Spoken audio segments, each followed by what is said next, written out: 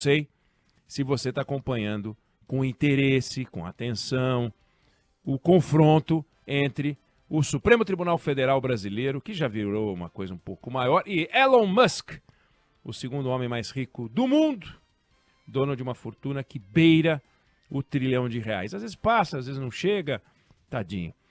Varia conforme a variação da ação dele, dono de vários negócios grandes, SpaceX, mais de 5.000 satélites tem a SpaceX. Dono da Tesla, fabrica carro elétrico, fabrica bateria, e dono da rede social Twitter, conhecido como X por ele, depois que ele comprou, e no final do ano de 22. Essa briga entre o Musk e o Supremo tem uma ligação direta com inquéritos que o Alexandre de Moraes pilota. O inquérito 4874, que trata de milícias digitais, e o 4921, que trata dos atos antidemocráticos, buscando os autores intelectuais, aqueles que instigaram os atos antidemocráticos de 8 de janeiro do ano passado. O inquérito das milícias digitais foi aberto em julho de 2021 e já foi prorrogado 10 vezes. A última vez em março, agora, mês passado, por 180 dias. Vai até setembro, se não for prorrogado a 11ª vez. O que a gente sabe agora é que o Alexandre de Moraes colocou, em função desse debate, o Elon Musk no inquérito, depois desse confronto. Bom, essa briga começou na semana passada, depois que um jornalista americano ele divulgou uma troca de mensagens de possíveis funcionários do Twitter, afirmando que autoridades brasileiras pediam informações pessoais de pessoas com conta no Twitter. Aí depois disso, o Twitter, ou o X, divulgou uma nota dizendo que foi obrigado a bloquear contas em função de determinações judiciais. Aí começou o confronto. O Elon Musk compartilhou a publicação do tal jornalista americano e disse que o Alexandre de Moraes aplicou multas pesadas no Twitter e ameaçou prender funcionários do Twitter se os bloqueios de contas não fossem feitos ou se fossem desfeitos até depois de feitos. Aí no domingo ele tuitou também dizendo que o Alexandre de Moraes deveria renunciar ou sofrer um processo de impeachment e ameaçou restabelecer as contas bloqueadas, ou seja, descumpriu uma medida judicial. O Elon Musk reagiu, colocou o nome do Musk no inquérito das milícias digitais, estabeleceu uma multa de R$100 mil por perfil, por dia, caso a decisão judicial de manter suspensa essas contas fosse descumprida. E depois desse embate entre o Moraes e o Musk, o presidente do Supremo Tribunal Federal, o Luiz Roberto Barroso, afirmou que decisões judiciais podem ser objeto de recursos, mas nunca de descumprimento. Bom, para o Brasil, o que o Elon Musk fala ou deixa de falar não tem muita importância. Não tem muita importância. Até porque ele adora uma polêmica. Aliás, ele deu uma entrevista ontem, hoje, dizendo que está adorando essa briga com o Brasil.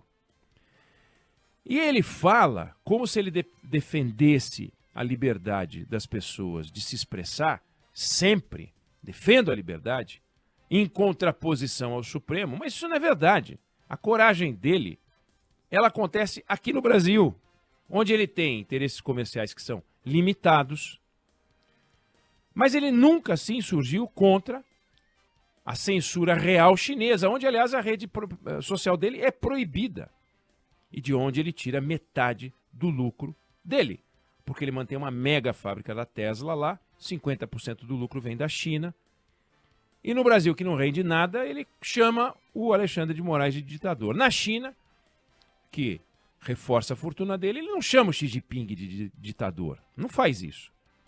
Então, o Elon Musk se move segundo interesses, não segundo convicções, se é que ele tem convicções.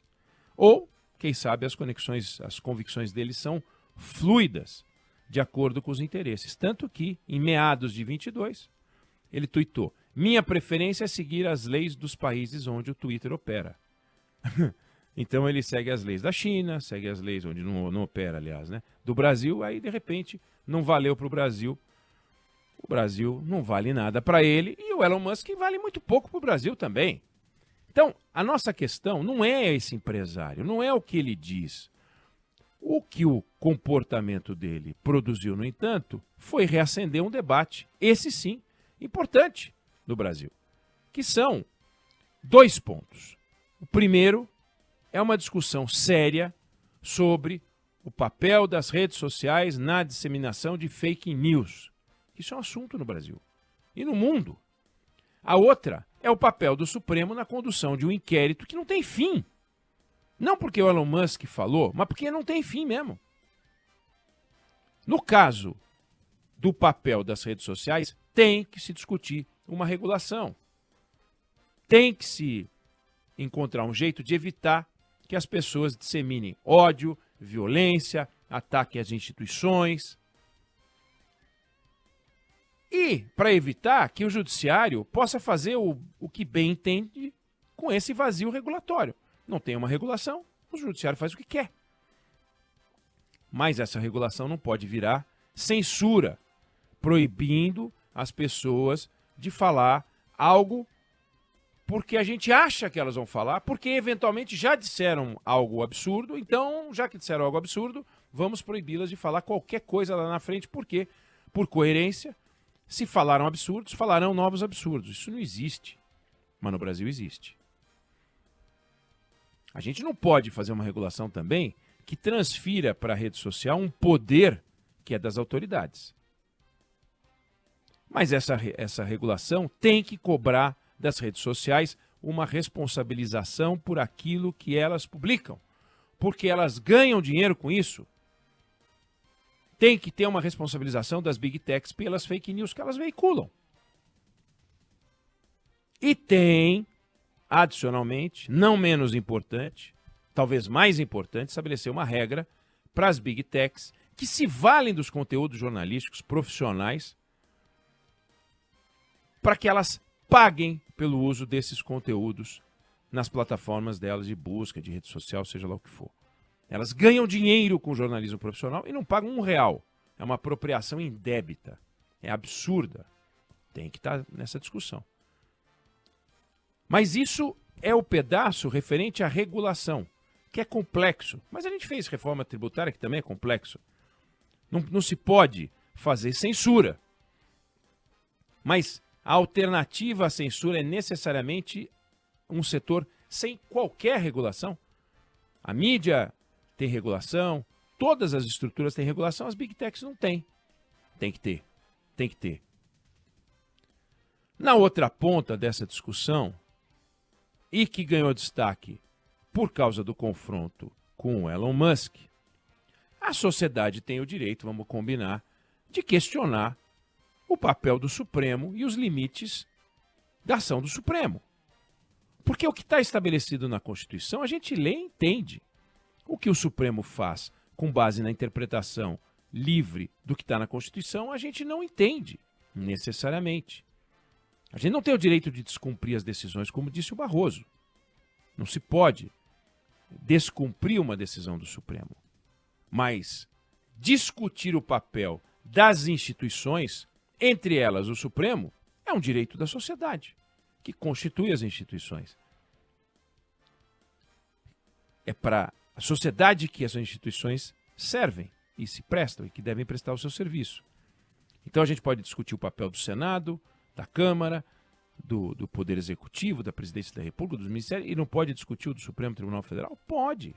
Não faz sentido que a gente não possa discutir. Não é razoável, por exemplo, um inquérito que se arrasta desde 2021. Não faz sentido. Como não faz sentido, por exemplo, que tramite no Supremo Tribunal Federal uma briga de aeroporto, uma briga de passageiro, só porque um dos brigões era o ministro do Supremo. Não foi um ataque às instituições, porque o sujeito bateu boca com o Alexandre de Moraes e a família do Alexandre de Moraes. Mas aí tramitou no Supremo Tribunal Federal. Por que não tramitou na primeira instância? Então, é preciso discutir. O Brasil tem a obrigação de discutir essas coisas. Está mais do que na hora do Congresso cumprir o seu papel nesse tema, regulando, sem censurar as redes sociais, estabelecendo um processo de responsabilização das Big Techs e estabelecendo um regime de cobrança pelo uso inadequado, absurdo, pela apropriação dos conteúdos jornalísticos feitos por empresas jornalísticas profissionais, que ficam com a conta e eles com lucro. Isso é um absurdo. Isso é um roubo. E também nós temos que discutir a volta do Supremo para o seu leito natural. Dá para entender que o Supremo esteja vivendo um momento efervescente? Dá para entender, mas a gente não precisa concordar. Não é porque o Alexandre de Moraes acha, porque o Gilmar Mendes acha, porque o Barroso acha. Eles não são os sustentáculos da democracia brasileira. A democracia brasileira não vive por causa do Supremo Tribunal Federal. O Supremo Tribunal Federal existe por causa da democracia, não é o contrário. Os poderes constituídos existem porque vivemos no Estado Democrático de Direito, que foi posto em risco e não sucumbiu, não por causa do Supremo Tribunal Federal. Não sucumbiu porque o conjunto da sociedade e o Estado Democrático de Direito e a democracia brasileira tem uma solidez, sim. E por isso que a gente não sucumbiu. Porque já existia Supremo Tribunal Federal em 1964 e a gente sucumbiu. Ou seja, Forças Armadas agiram direito, Congresso agiu direito, Supremo agiu direito, Presidência da República agiu direito, sociedade agiu direito, todo mundo do mesmo lado. Agora, o Supremo Tribunal Federal não pode ser discutido? Pode ser discutido, não pode. O que não se pode fazer é questionar, quer dizer, recorrer pode, como disse o Barroso. Não se pode descumprir uma decisão judicial. Isso não pode. É só isso que não pode. Todo o resto pode. Não se pode agredir um ministro do Supremo, como não se pode agredir qualquer pessoa. Agora, quando há uma discussão de aeroporto, teve calúnia, teve injúria, teve difamação, não sei o que aconteceu lá, né? Briga. Mas é um assunto da justiça comum, não do Supremo Tribunal Federal. Esse inquérito, se está lá desde 2021, ou é uma coisa inacreditavelmente gigantesca, e a sociedade tem o direito de saber, ou então é uma ferramenta de poder. Ou então é uma ferramenta de poder. Fico com aquela gavetinha aberta, hoje eu jogo o Elon Musk, amanhã eu jogo outro cara, depois eu jogo outra pessoa, e vou jogando, e vou enchendo a minha cestinha. É isso. Não consigo imaginar o Supremo Tribunal Federal do meu país agindo dessa forma. Pelo menos não gostaria de imaginar que a gente age desse jeito. Ou seja, em resumo, Elon Musk para a gente não tem importância. A gente para Elon Musk não tem importância. De forma que este empresário que vá se entender com quem de direito. O que ele fala, o que ele não fala, o que ele xinga, o que ele não xinga. Ele não é um defensor da liberdade de expressão. Fosse ele um defensor da liberdade de expressão, seria também na China ou na Índia, onde há regulação complexa e ele não fala um A. É corajoso com o Brasil, que não interessa para ele. Então é um defensor dos seus interesses, com convicções fluidas. Coragem só para cima do Alexandre de Moraes. Que vai fazer o quê com o Alexandre de Moraes? Xi Jinping acaba com o negócio dele. Alexandre de Moraes, se você não cumprir a decisão, a gente faz uma coisa qualquer. Então ele fala, vou fechar a operação do X aqui no Brasil, vou transferir meus funcionários, depois eu vou descumprir. Ok, tá, grande porcaria, não muda coisa alguma. Não muda coisa alguma. O que muda, no entanto, para nós, e aí sim que a gente tem que ficar em cima e de olho, é o papel do Congresso e o papel do Supremo. Esse sim, porque Elon Musk passa, essas duas instituições ficam. E a gente depende do bom funcionamento harmonioso, correto, dentro da Constituição das instituições. Não sei se você concorda ou discorda, mas essa é a opinião que eu tenho sobre o assunto.